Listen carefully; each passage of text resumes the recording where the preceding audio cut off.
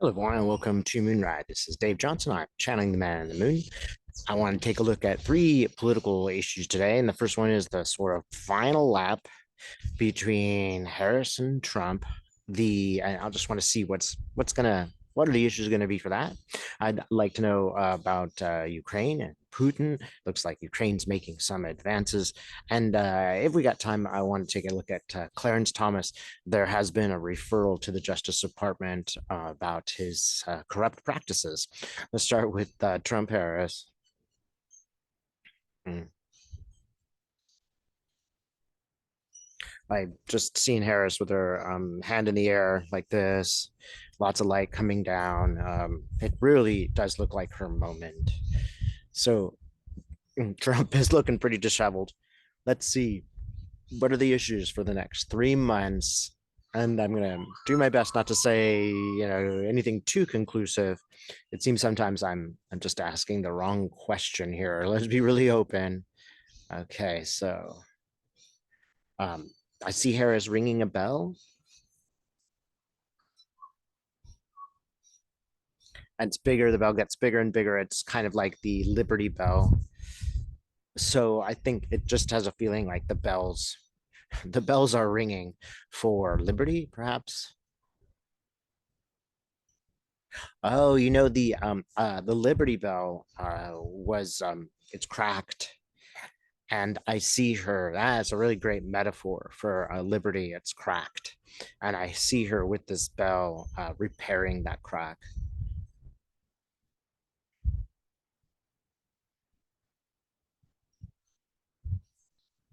This is a great example for what's going on. We've gotten really far away from freedom that was our intention when we began the country. I don't want to presume that that freedom was well conceived, but the idea of freedom was in existence, at least more so than it was before.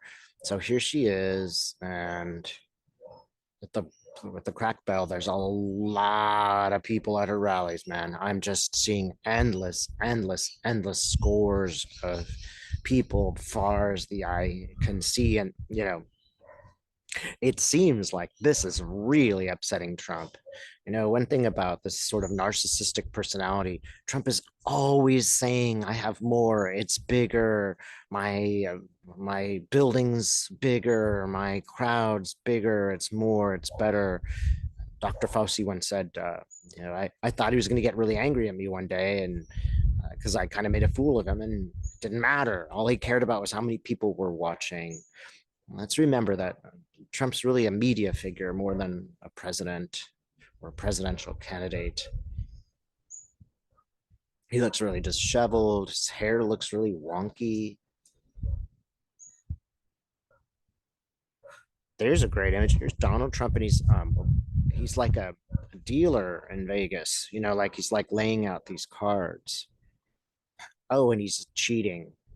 He's like taking a card from the bottom of the deck. There's also one space where cards should be that he hasn't laid out a card. All the other stacks is neatly stacked. And it's like he forgot. He forgot to do something, or there is no card to play, and he's just going to pretend it's not there. I think this is a real problem. It's like, yeah, he didn't anticipate the idea that uh, Biden wouldn't be his candidate. He didn't anticipate that there would be this sort of shift towards a younger, more vibrant candidate. He does not know what to do in regard to this. If you'll notice, Trump has tried and tried to land something on him, land something on Kamala Harris, and he has not been successful. He can't lay a glove on her. And I also see that his own coalition is starting to split. So, for example, the racists are starting to get mad at Trump because he won't acknowledge and accept their racism. Project 25 people won't accept him either. They're getting pissed off. It used to be that Trump used to be able to do this kind of very coded racism, and at the same time he could say, "No, I'm not racist. Look at that other video." And now that coalition is just they want to move forward. Each of those groups want to move forward, and they can't because he's really not able to use that coded language anymore. They want more.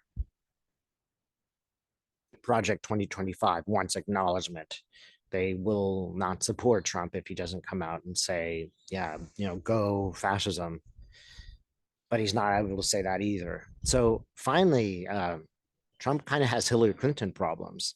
She can't unite these different groups.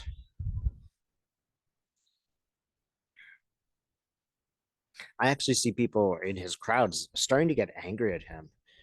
Trump just attacked Joe Rogan. A bigger idiot could not exist than Joe Rogan. He's kind of the representation of everything that's wrong with the media. But there are all these people who follow him, and if they're you know arguing with Trump, they're not going to support him. Those Joe Rogan types are exactly the people that Trump needs to win. So he's now desperate enough to attack those people, and it's a disaster. It's just a total disaster. Trump looks scared. He looks very, very old. He looks like a guy with his deer in the headlights. So, Spirit, what's another issue for him? It's like this. He doesn't have anything. That's the issue. He doesn't have anything. There is no uh, platform. There's no agenda. There's no political offering. He's already offered a wall which didn't succeed. There's nothing he has to distract us, to offer up as a change. I would argue that there never was, but he could claim, oh, a magic wall will work. No, he can't do that anymore. He already tried and he didn't succeed. And also truth that the border is, that people can't ask for asylum anymore. The numbers have gone down to an extremely small amount. The problem, if there is a problem, is largely solved. There's nothing but the border.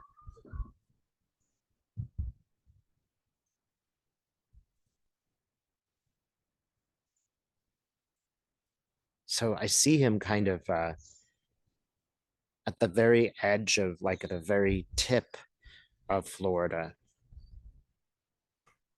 And it's like further and further away from everybody. And it's like an armory, like he's walled himself into this place trying to protect himself.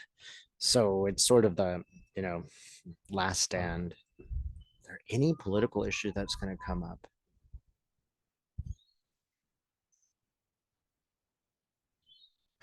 The shooting is still going to come up. There's just something more about that shooting. It's interesting that the shooting didn't help Trump.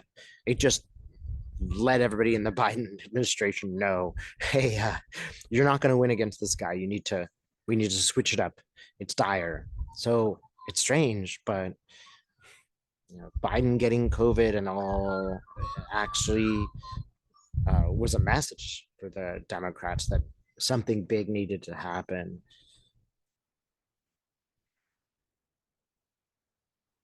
Just Kamala looks good. That's all I can tell you.